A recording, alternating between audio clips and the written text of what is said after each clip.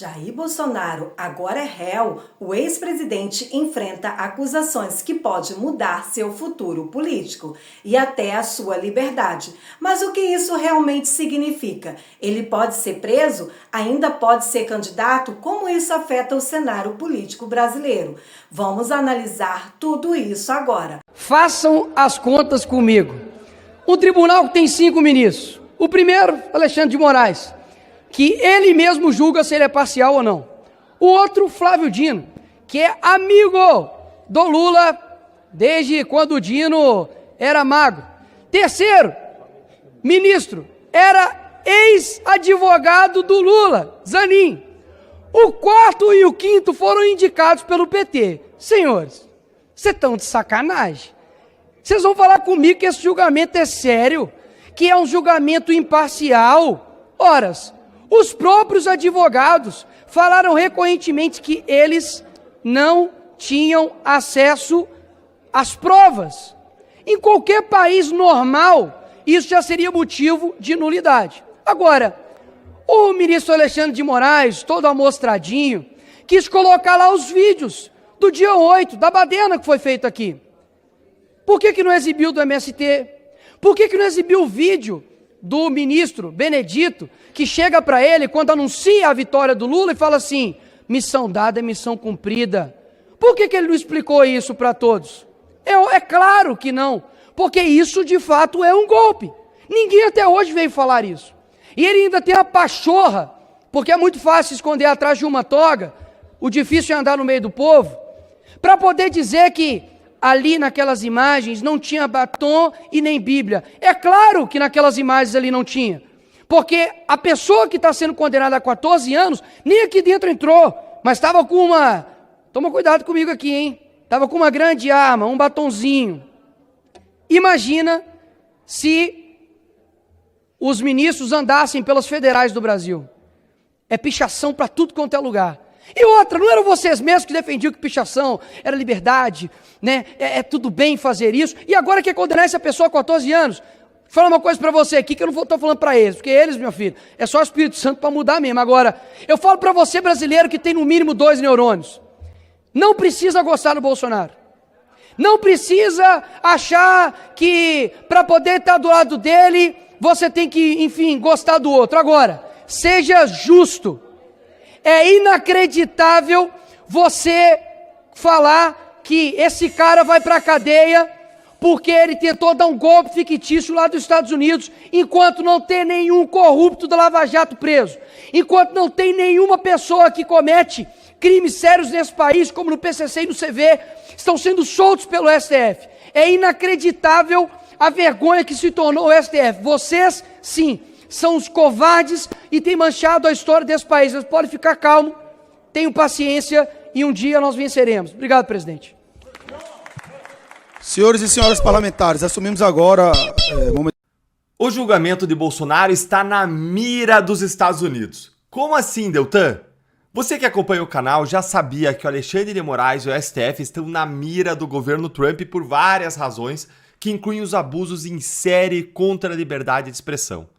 Mas agora você vai saber que os Estados Unidos estão acompanhando de perto, estão analisando ali com uma lupa 3 julgamentos do Supremo Tribunal Federal Brasileiro. Isso pode gerar consequências graves para Moraes e para os outros ministros. Fica aqui comigo que eu vou te mostrar quais são esses 3 julgamentos e o último tem a ver com o destino de Bolsonaro. Muito bem-vindo então a essa que é a nossa live semanal Um Novo Brasil, que acontece toda quarta-feira ao meio-dia, em que eu vou trazer para você sempre os temas relevantes e eu mostrarei ações e conquistas importantes do time do Novo, que tem trabalhado incansavelmente, arduamente contra a esquerda, contra o governo Lula e contra os abusos do STF. Eu sou embaixador do Partido Novo e eu quero que você conheça um pouco do que o nosso time está fazendo e eu vou contar para você no final, fica por aqui. Mas vamos direto ao ponto. Vamos agora para a primeira revelação que mostra que o STF está no radar de Washington. E a revelação vem dessa matéria aqui do Paulo Capelli, que lá no Metrópolis vem dando vários bastidores e notícias sobre o que está acontecendo lá nos Estados Unidos em relação ao Brasil. Dá uma olhadinha aqui, ó. Os 3 julgamentos no STF acompanhados pelo governo Trump. O governo de Donald Trump dedica especial atenção a 3 pautas que no Brasil tramitam no Supremo Tribunal Federal. E aqui ele já traz a primeira dessas pautas. Em primeiro lugar, o presidente dos Estados Unidos acompanha um inquérito relatado por Alexandre de Moraes que mira usuários das redes sociais e plataformas como o X de Elon Musk. E vocês lembram bem por que essa atenção especial do Trump acontece, né? Primeiro, o Musk é aliado e homem de confiança do presidente, e o inquérito do Moraes pode gerar, no limite, uma acusação ou um pedido de prisão, até, claro que é arbitrário, mas pode gerar sim um pedido até de prisão contra o Elon Musk. Só vamos ver se o Alexandre de Moraes vai ser louco o suficiente para fazer isso. Em segundo lugar, o Trump ele declarou guerra contra a censura no mundo, defendendo até que a chinesa TikTok continuasse a operar em solo americano. Então não surpreende que os Estados Unidos tenham se rebelado também contra a tentativa de censura de cidadãos americanos, como a Flávia Magalhães, como Alan dos Santos e por aí vai. Em terceiro lugar, as ações de censura do Moraes afetaram diretamente a empresa ligada ao presidente, a Trump Media, que funciona a partir da plataforma da Rumble e virou alvo de Moraes, a Rumble, consequentemente afetando aí a Truth Media ali do Trump. E em razão disso, gente, a Trump Media moveu até um processo contra o Moraes lá nos Estados Unidos, lá na Flórida, e conseguiu uma decisão muito boa, com um conteúdo muito favorável. Eu vou deixar para você o vídeo sobre isso aqui, que eu já fiz aqui no canal, na tela no final para você conferir e também na descrição. Mas vamos avançar para o segundo julgamento do STF, que está na mira dos Estados Unidos. Dá uma olhadinha aqui, ó. Nessa mesa atuada, o governo Trump também acompanha o julgamento que definirá se as redes sociais poderão ser responsabilizadas por conteúdos postados pelos usuários. É a tal da regulamentação das redes sociais que o STF quer fazer a revelia do Congresso, ou pior, atropelando o Congresso. E o STF já sinalizou que vai aumentar a responsabilização das redes e o impacto disso nas plataformas, na liberdade de expressão vai ser enorme. Vamos ser sinceros, se toda plataforma for responsabilizada pelo que o usuário publica, isso simplesmente torna inviável manter essas empresas funcionando, ou então elas vão ter que aumentar o nível de monitoramento e de autocensura nas plataformas a patamares absurdos. Tudo é feito por robôs, gente, essa filtragem do que as pessoas postam, do que é ou não restringido. Então, para filtrar qualquer tipo de conteúdo potencialmente ilegítimo, potencialmente que contenha uma expressão, uma crítica incisiva ao Supremo, eles vão acabar vetando um monte de conteúdo legítimo junto. Os americanos sabem disso. Eles já votaram no STF pela responsabilização das plataformas os ministros Fux e o ministro Toffoli. O Barroso ele entendeu que a remoção de conteúdos nas plataformas só deve acontecer mediante decisão judicial. O André Mendonça pediu vistas e o processo está parado por conta disso. Mas, pela declaração de vários ministros no STF, Gilmar Mendes, Moraes, Toffoli, a já tem uma ideia do que vai acontecer, de qual é o rumo desse julgamento. E agora vamos para o terceiro e último julgamento que os americanos estão de olho. É o julgamento do Bolsonaro. Mas antes de falar dele, eu quero pedir para você curtir esse vídeo e seguir o nosso canal com análise sempre atualizada sobre a política e o judiciário. Esse apoio seu, curtindo, compartilhando, seguindo, se inscrevendo no sininho para você não perder nada, é fundamental para a gente levar a verdade e para a voz da nossa indignação chegar a mais pessoas. E quem acompanha aqui o canal sabe tudo o que está acontecendo sobre esses assuntos que eu estou tratando aqui. E vamos avançar então, ó. Bom, gente, vocês acompanharam as notícias de que o STF está prestes a transformar o presidente Bolsonaro em réu. O julgamento está acontecendo agora mesmo. E vários de vocês estão acompanhando. E veja aqui qual que é a terceira ação, então, do STF na mira de Donald Trump. A terceira pauta que o governo Trump acompanha, até por uma questão diplomática, é o julgamento de Jair Bolsonaro no inquérito do golpe. Aliado do ex-mandatário brasileiro, o presidente dos Estados Unidos avalia haver uma perseguição política à direita no Brasil. Pro governo Trump, é evidente que está acontecendo aqui. É uma perseguição. O STF age como se fosse um partido político, perseguindo a direita e violando a Constituição. Isso é claro. E você não pode deixar de assistir aqui no nosso canal a nossa aula magna sobre as 10 frentes de perseguição da direita. Eu vou deixar para você o vídeo no final e também na descrição, para você não perder isso, para você entender tudo o que está acontecendo. A gente vive aqui tratando, como agora, de árvores da floresta. E nesse vídeo sobre as 10 frentes de perseguição, eu trato da floresta como um todo. Eu mostro todas as frentes de perseguição, resumidamente, mas todas. E enquanto a perseguição rola solta no STF, o que a gente vê é o desgoverno Lula continuar a desconstruir o Brasil. Vocês viram a história absurda do tal do empréstimo do Lula? Assiste aqui comigo esse vídeo aqui, absurdo, vergonhoso, da Gleisi Hoffmann, e eu vou mostrar para você o que ela fez de ilegal e a vergonha que ela teve que passar por conta disso aqui, ó. Olha aí. Apertou o orçamento, o juro está alto, pega o empréstimo do Lula.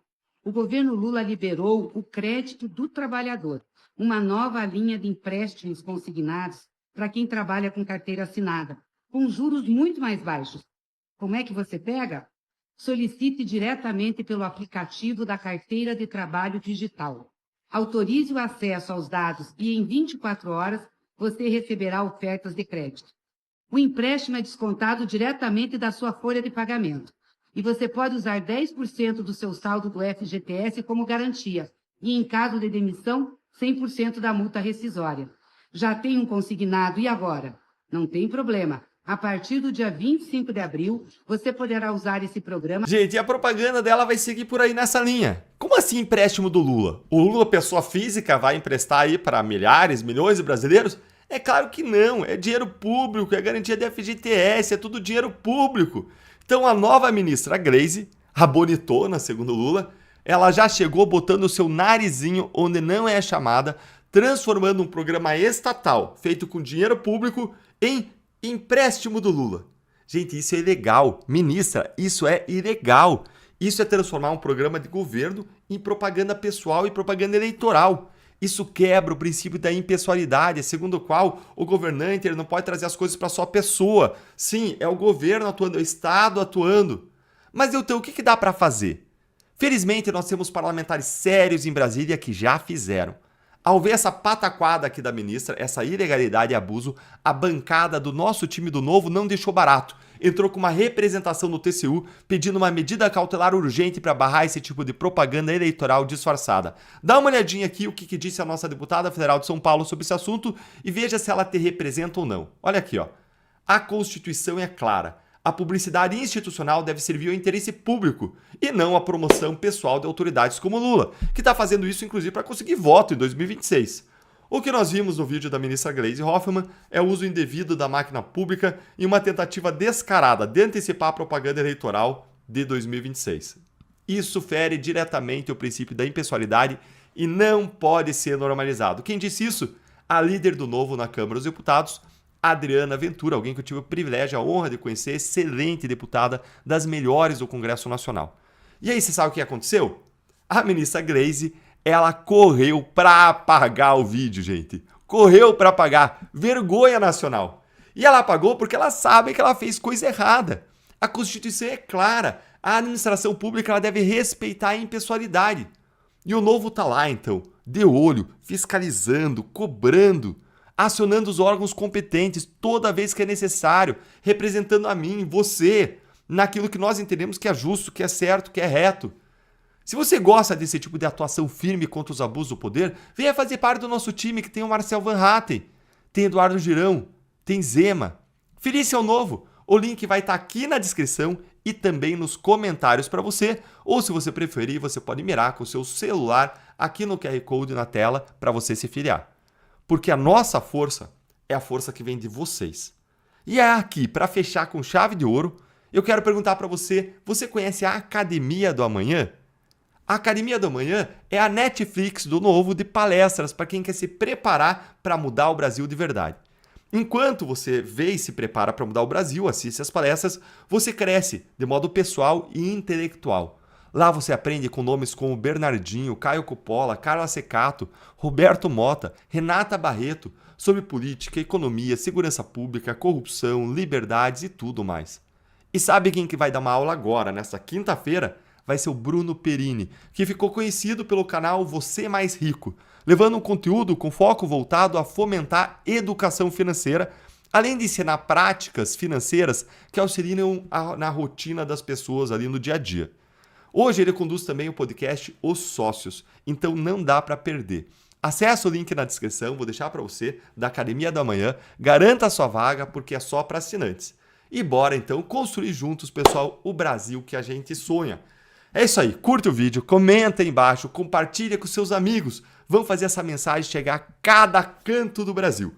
Nos vemos na próxima live, na próxima quarta-feira, ao meio-dia, um novo Brasil. Um grande abraço e vamos juntos endireitar o nosso país.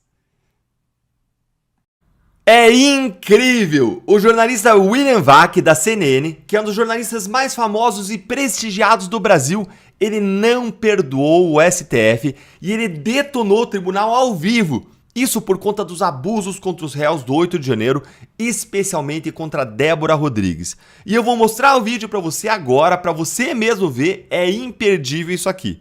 E aqui nesse canal você sabe que eu sempre critico a imprensa governista e a imprensa em geral quando ela deixa de cumprir o seu papel de fiscalizar o poder. E em vez disso a imprensa passa a defender os donos do poder e passa a passar pano para os seus abusos. E a gente faz isso porque muitas vezes a imprensa normaliza práticas e condutas das autoridades de Brasília que não são normais. E a gente não pode deixar isso normalizar. E nesse ponto a imprensa presta um grande desserviço ao país. Agora, da mesma forma como nós criticamos quando a gente tem que criticar, a gente precisa elogiar quando a imprensa merece elogio. E dessa vez foi o jornalista William Vac que ele fez um comentário inacreditável de tão bom, ao vivo na CNN. Ele simplesmente detonou, arrasou, como eu vou te mostrar aqui, isso detonou a STF em 2 minutos, expondo tudo de errado que tem com o tribunal. Eu sei que tem muita gente que acha que isso não muda nada, mas vamos combinar uma coisa? Assiste aqui ao vídeo comigo e depois que ele falar, eu vou te contar por que manifestações como essas são tão importantes e por que elas fazem sim toda a diferença. Olha aí comigo então. Um ministro do STF pediu mais tempo para ver o processo e com isso suspendeu a análise da condenação da cabeleireira Débora Rodrigues dos Santos, que participou do quebra-quebra bolsonarista de 8 de janeiro e pichou com batom a estátua da Justiça em frente ao Supremo com a frase "Perdeu, mané". 2 outros ministros tinham votado para condená-la a 14 anos de cadeia e uma multa de 30 milhões de reais. Débora é acusada dos mesmos crimes do ex-presidente Jair Bolsonaro, entre eles golpe de Estado, associação criminosa armada, embora Débora só portasse um batom. A denúncia contra Bolsonaro deve ser acolhida pelo Supremo nesta terça-feira. E qualquer que tenha sido o motivo do ministro que pediu vistas do processo, ele criou um fato político. O fato de que tem gente no STF preocupado em desfazer a impressão de injustiça associada ao Supremo. Ideal seria se o STF não tivesse de se preocupar com a própria imagem. Mas o tribunal é visto por largas parcelas da sociedade brasileira e não apenas com aquilo que se possa chamar de extrema-direita. É visto como uma instância política que toma decisões políticas e enfia na cadeia vândalos que têm sim de ser punidos e torna inexistentes crimes de corrupção delatados por réus confessos.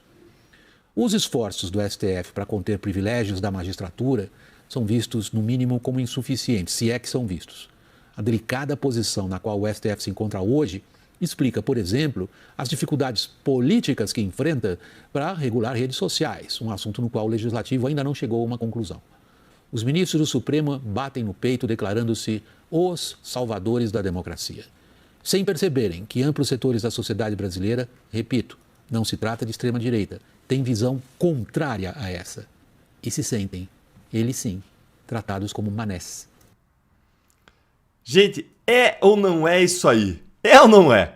Todos nós nos sentimos como manés, tratados como manés por esse Supremo ativista, progressista, de esquerda, em lua de mel com o governo Lula e que não esconde que tem lado político, como ele disse, com seus ministros que atuam como verdadeiros políticos de toga. Você gostou dessa tratorada do William Vac no Supremo? Se sim, então curte aqui com força o vídeo para mais gente ver isso e presta atenção que agora eu vou te explicar por que falas como essas são tão importantes. Em primeiro lugar, raras vezes a gente vê jornalistas extremamente famosos, prestigiados, criticando o Supremo. Isso tem várias razões para isso acontecer. Muitos desses jornalistas eles têm acesso aos ministros, que são suas fontes, Isso traz poder, prestígio, dinheiro para os jornalistas, já que esse acesso avança a carreira deles. Então, poucos jornalistas eles estão dispostos a se queimarem com as suas fontes. E aí eles publicam o que os ministros querem sem criticar. Então, por si só, essa crítica já é algo notável. Mas em segundo lugar, esse tipo de crítica que você viu é importante porque apesar de ter gente que acha que isso não muda nada, que jornalistas criticarem não muda nada, isso muda sim, sabe por quê? Porque muitos ministros leem e respeitam esses jornalistas e várias vezes mudam de postura dependendo do que sai sobre eles na imprensa. Vários ministros do STF são assim, mais sensíveis à opinião pública, e alguns são notórios por fazerem isso, como a Carmen Lúcia, que sempre vai para onde o vento está soprando. O pedido de vista do ministro Fux no julgamento da Débora foi justamente por conta da repercussão e da comoção pública em torno do caso. E esse pedido de vista do Fux é uma prova clara de que funcionam sim as críticas contra o Supremo, especialmente quando saem da bolha da direita e entram no jornalismo, entram até em setores da esquerda, como nesse caso entrou. Então esse tipo de postura e crítica é fundamental para as nossas causas, para o avanço da justiça, daquilo que nós defendemos. Então, quanto mais jornalistas fizerem isso, mais chances nós temos de o Supremo se constranger com seus abusos e de recuar. A ideia é, se até os jornalistas que ficam com receio de criticar estão criticando duramente, é porque o STF realmente passou, e muito, dos seus limites. E agora eu quero ouvir a sua opinião. Me conta aí o que você achou desse comentário do William Vac e curte o vídeo, se inscreve no canal aqui, a sua casa, clica no sininho para você não perder nada por aqui, tá aqui embaixo o sininho, só clicar e se torne membro do canal para você receber análises políticas semanais exclusivas. E se tornar membro é também uma forma de você estar apoiando o nosso trabalho e eu sempre agradeço aqui o seu apoio, a sua parceria, que é o que faz a nossa voz da indignação chegar efetivamente mais longe. Um grande abraço. Se vocês gostam de matéria como essa, não esquece de deixar o seu like e de se inscrever nesse canal para poder estar fortalecendo. Muito obrigado pela tua presença e até o próximo vídeo.